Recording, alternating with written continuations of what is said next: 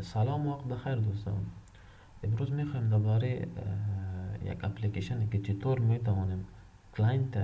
با سرور وصل نماییم و دوباره سرور چطور بر ما ریسپاند بده. که این البته اسایمنت نمبر 4 هم است که از طرف مضمون ادوانس نتورک پروگرامینگ بر ما داده شده تا این را ما انجام بدیم. انشالله انجام دادیم و اینا چطور این پروگرام ما کار میکنه میخوایم امور رو بر شما تشریح نماییم. خب البته همین پروگرامینگ کدام ریکوایرمنت کدام ضرورت را که داره همینجا همش ذکر شده که in this assignment main object is to develop network socket client tool which can be used to transfer data from a real web server. System should run and explain below که کدام ضرورت را داشته باشه کدام ریکوایرمنت داره که در پایین همیشه ذکر کرده. Application should compatible with HTTP 1.1. It must follow request for commit 16 standard. خب همین کدام اپلیکیشنه که ما میسازیم همین با استاندارد RFC 2616 برابر باشه، یعنی همون رو تعقیب کنه که HTTP 1.1 باشه و کدام ریکوایرمنت کدام ضرورت رو که داره همش ذکر کردیده که این گفته که از شما میتونید که از این گزینه ها در از گیت آپ باید استفاده کنید که تا ما از گیت آپ استفاده نمیدیم. حالا میخوایم که خود پروگرام رو برای شما نشان بدیم که از کدام چیز جور شده چطور ما استفاده کردیم. این پروگرام در البته دستی نوشته شده که بخش ما البته ما خودم بخش ساختیم که انشالله همیشه برای شما میتونم که ما تعریف کنم اینجا کدام کارا رو کردیم اینجا. این هم که میبینین این هم عبارت از امو هیدر و یا هم لیبراری های پروگرام استانداردیستی است که این باید همیشه اینجا باشه و این هم که میبینید این هم از گیت آپ است که ما اینجا استفاده کنیم، چون گیت آپ استفاده کنیم باید لیبراریش باشه، لیبراریش استفاده کنیم اینجا. و ایم درباره ساکت پروگرامینگ همان هیدرها و همان لیبراری های است که در ساکت استفاده کنیم. ساکت پروگرامینگ و زمانی که شما میخواین که از طرف کلاینت و سرور وصل باشین چون از ساکت باید استفاده کنیم، چون این وقت ساکت ما استفاده کردیم اینم اما هیدرهای ساکت است و اینم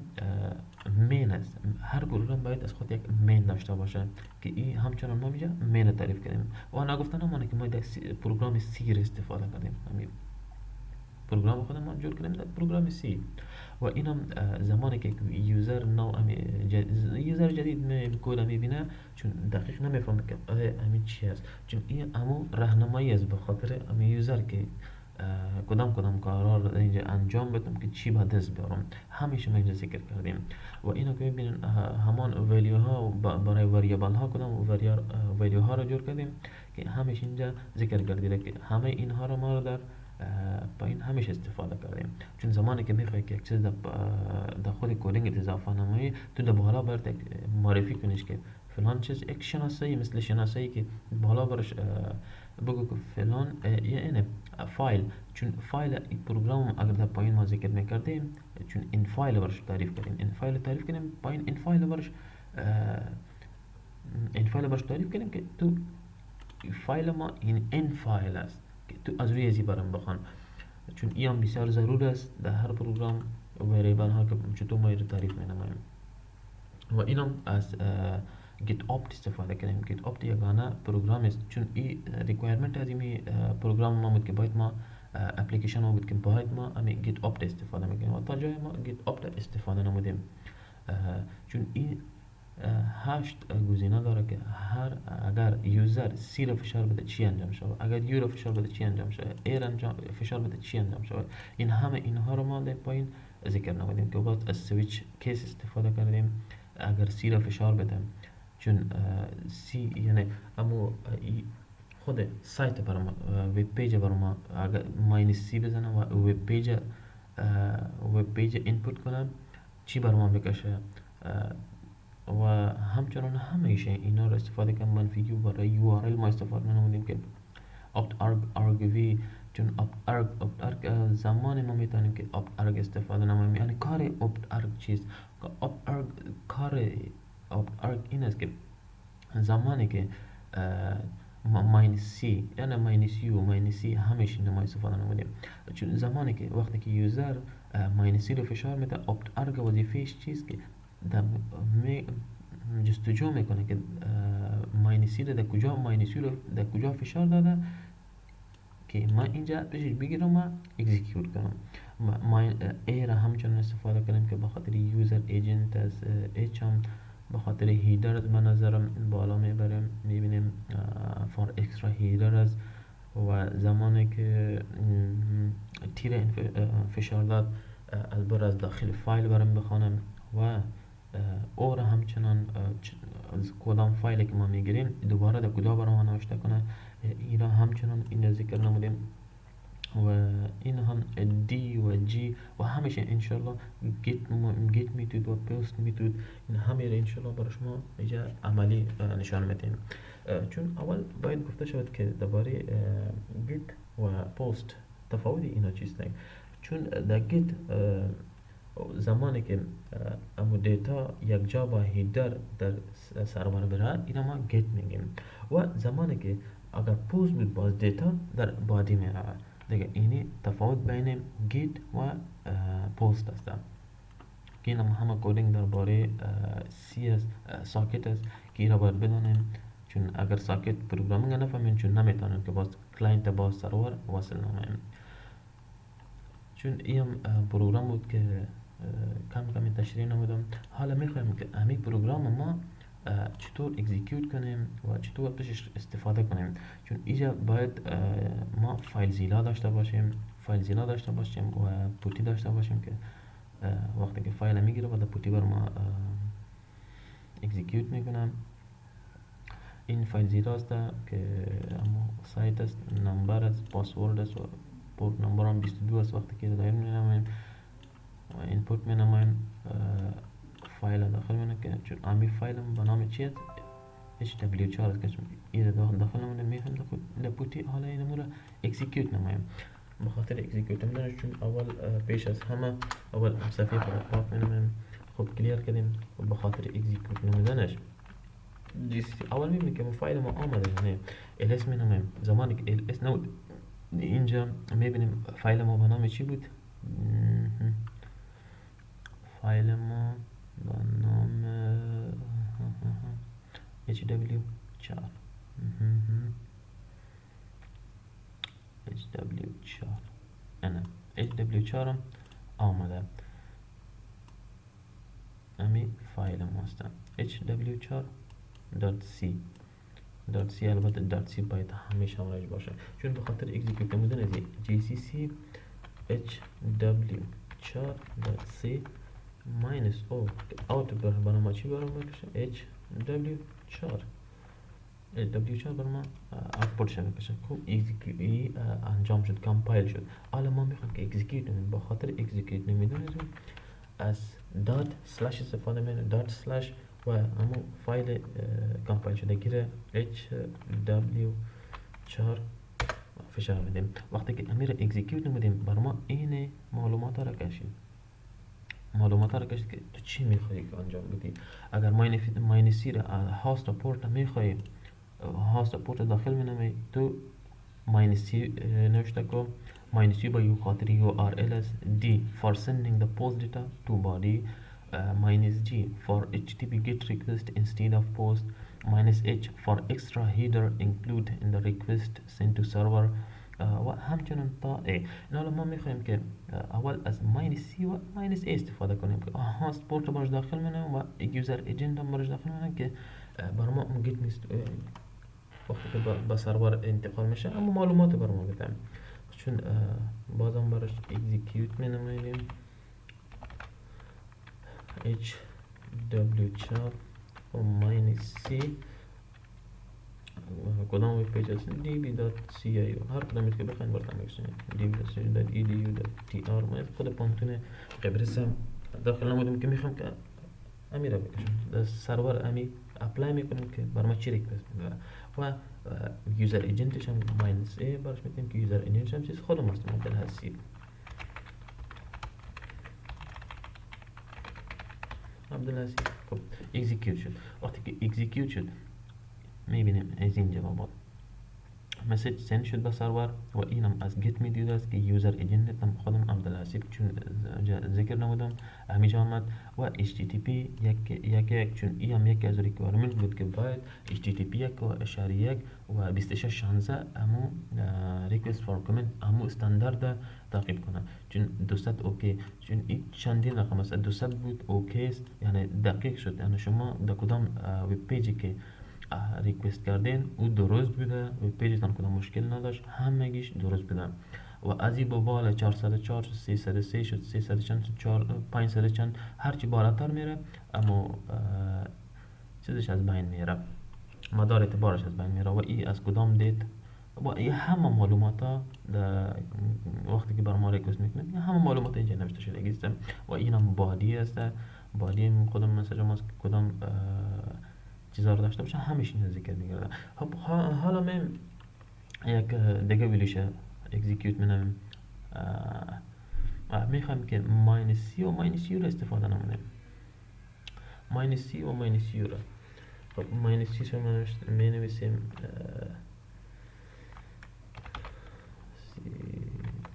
برنامه چی بود hw4 گیره -c db.ciu.edu.tr و -u چون پیشتر در کدینگ گفتیم که در پست میتود چون اینجا از REST API استفاده میکنه REST API که زمانی ما میتونیم که REST API خود REST API چیست REST API فیک وب پیج است یعنی با خاطر همین چیز جور شده که فقط چطور مردم بفهمونه که سرور چیست کلاینت چیست یعنی تو میری با یک سرور اپلای میکنی یک چیز بارش مینویسی دوباره توش چیز میگیری این به خاطر REST API به خاطر جور شده خب ما چون کجا با ذکر کردیم به نام دیوریم یک REST API خود استاد ما که برای ما داده شده REST API test.php یعنی همه معلومات ها رو که وقتی ما اپلای میکنیم ریکوست میکنیم همه معلوماتش اینجا آمده دیگه اینم ریکوست همه معلومات ها رو که میخواستیم همش اینجا آمده اینا ببینین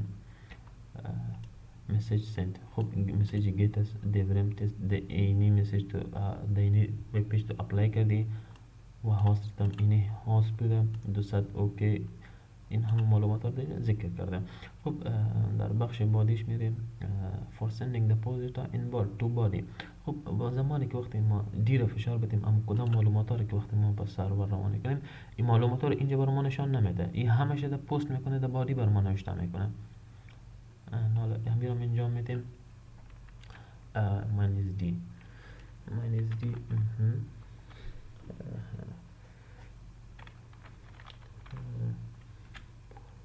آسان کرده میرم می نویسیم و -d میکنیم میرم -d خب -d در پاس برام اشتاق نکنم save.txt این هم معلومات هاشی که در بادی برای ما نوشته کرد خب حالا من در باری گزینش میریم که ماینس او را همین معلومات رو که هر چی نوشته میریم مستقیم در فایل برای ما انتقال بده چون در فایل انتقال دادنم دوباره ماینس او گفتیم استفاده میکنیم ماینس او دوباره چی هست که همین هم معلومات رو ماینس او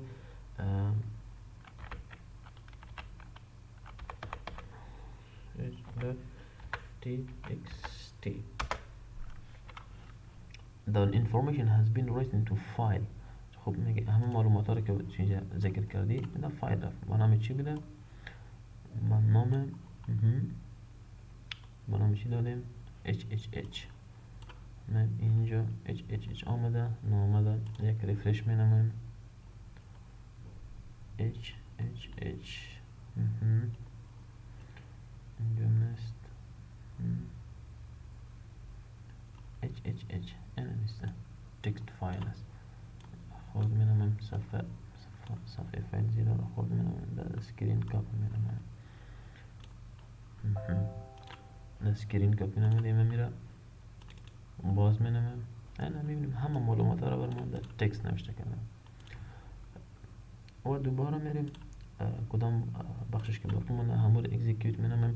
و یا هم میخوایم که چطور میتونیم که از فایل برام بخونم چون ماینس او رو گفتیم که در فایل برام نوشته که ماینس تی کاری میکنه که میره از فایل برام میخونه ماینس تی رو این بار ماینس تی رو استفاده می‌نمیم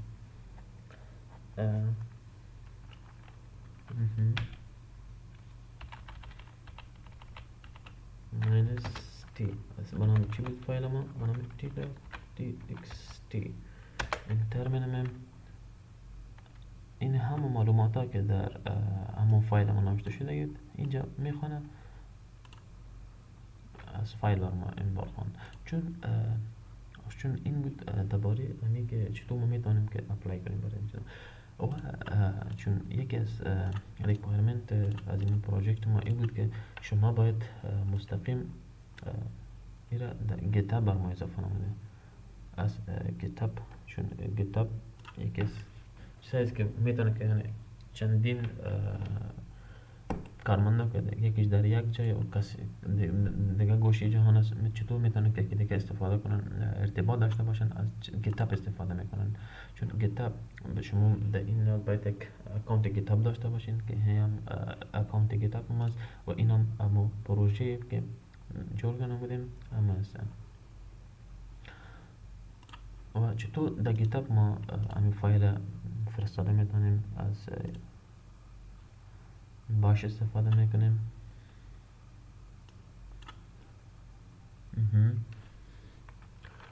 از گیت باش استفاده میکنیم چون گیت باش زمانی که از گیت باش استفاده نمودیم همین فایل ما پیشترم همینجا سیو نمودیم که الان میتونم نشان بدم یوزر و اسی اینمی گیت اپت سی ما برنامه‌ریزی ثبت کردیم اینا چون آره میخوایم که اینا ببینیم چون اینجا تفاوت میکنه که در کجاست اسی اینی فایل است میخوام که دایرکتری چنج کنیم به اسی چون فایل ما در بین فولدر اسی است بخاطر دایرکتری چنج کردن cd اسی درست دایرکتری چنج کنیم ls میدیم دوباره در بین اسی فور میخوایم که باز دوباره دایرکتری چنج نماییم اسی 4 درست حالا ls میدیم حال در خود فایل رسیدیم get up save حالا میخوایم که همین فایل خود ما چطور میتونیم که با get up روان کنیم get add نام فایل هم نشون کنیم get opt 3.c درست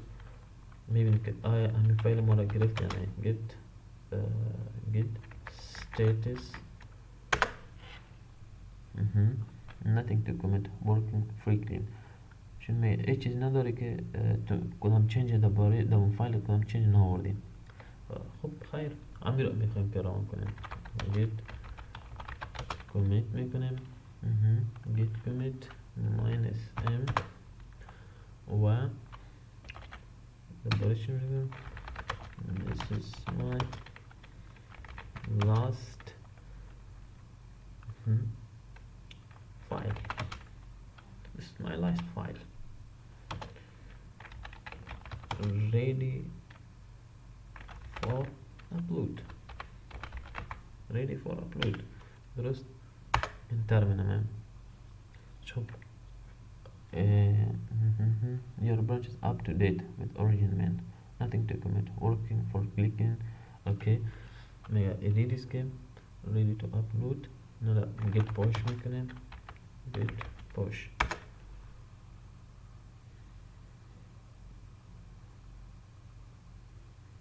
منتظر میمونیم چند سکند everything is up to date همین کامنت تان رفت حالا میریم گیتاب سعی میکنیم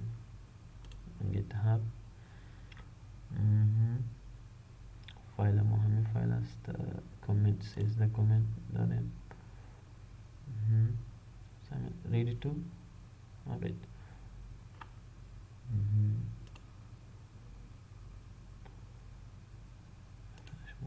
word assignment and ready to update. خب این بود چطور میتونم که از گیت اپ استفاده کنم. خب و همچنان میتونیم که از دیبیان به خاطر این استفاده کنیم که چطور میتونیم که